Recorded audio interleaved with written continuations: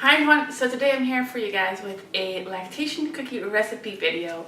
I made a whole batch of these cookies right before I delivered Brooke, and now they're all gone, so I need to make new ones, and in my opinion they work really well. Especially when I took a few, like an hour or so before I either had to pump or I had to feed her again, I could really tell a difference.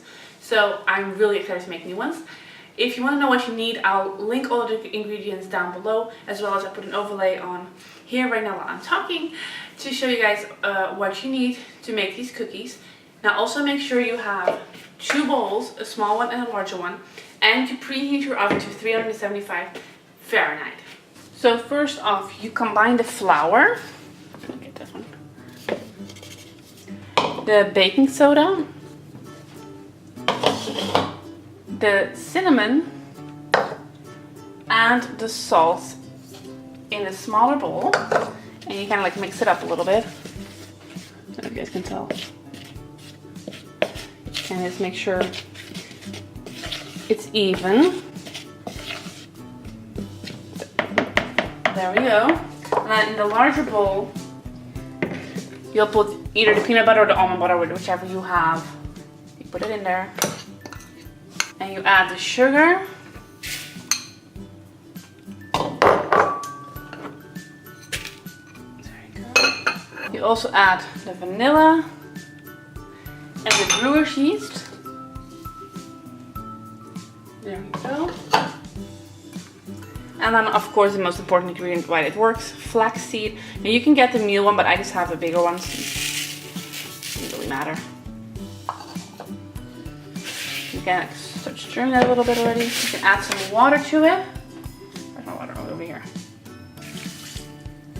I guess it's really weird looking color. Now I kind of like to stir this already and then add the other butter.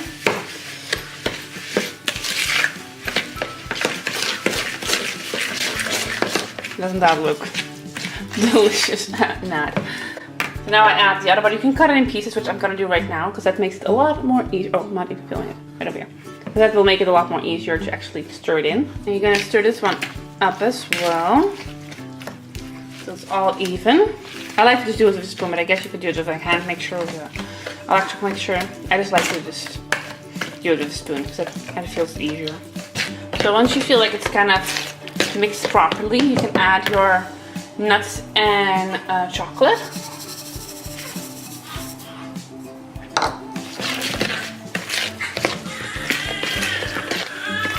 You slowly start adding some eggs. You can do the eggs before the chocolate, doesn't really matter.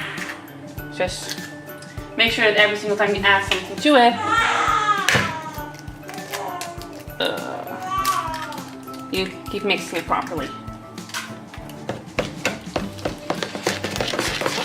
So what I'm going to do right now is I'm just going to add a little bit, like maybe like a third or so of the oatmeal in here. And I'm just going to stir it up. I'm going to keep doing that until it's all mixed, and then I'm going to add some more of the oatmeal until all the oatmeal is in here. Once all the oatmeal is in, and you feel comfortable, it's kind of stirred in properly, you can add your dry mixture, your flour and the baking soda and everything like that in the bigger bowl. There you go.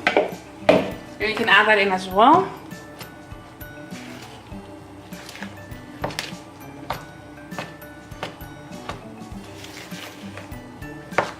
And when you're almost done stirring, it kind of will look like a paste almost. And what you could do to make it a little bit more smooth, which I think I'm going to do, is just add a little bit more water to it, just so it can like run a little bit more smoothly off my spoon when we are making cookies from them. So, but this is basically how it's supposed to look.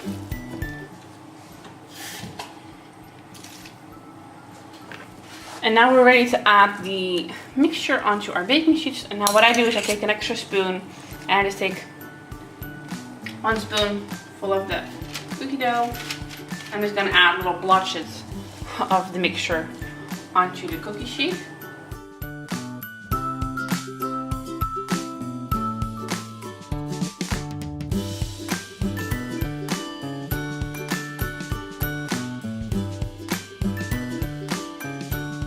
Now as you guys can see, I still have quite some mixture left. I could probably do another 2 of those sheets.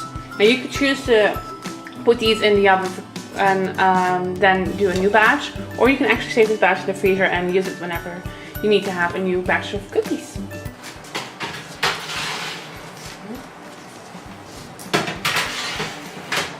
And now we set the timer for 12 minutes. And this is what the cookies look like after 12 minutes. They're still a little bit soft and squishy on the inside, which is what I like. But as soon as they're like completely cooled down, they'll be a lot harder, especially if you're going to freeze some of them, which I am going to do. I don't freeze the actual batch, I just freeze the cookies themselves. So I'm just going to save a few so I can eat those, and the rest are going into the freezer. And you can just take those out of them for like a month or so. They're perfectly fine, because that's what I did. And I actually like eating them half frozen because they're a lot more chewy that way, which is what I like. So that's it for this video. I hope you guys enjoyed it. Thumbs up if you did. Let me know in the comments down below if you tried this recipe and whether or not you feel it helped with your milk supply. And subscribe to my channel if you haven't already. I'll see you guys in my next video.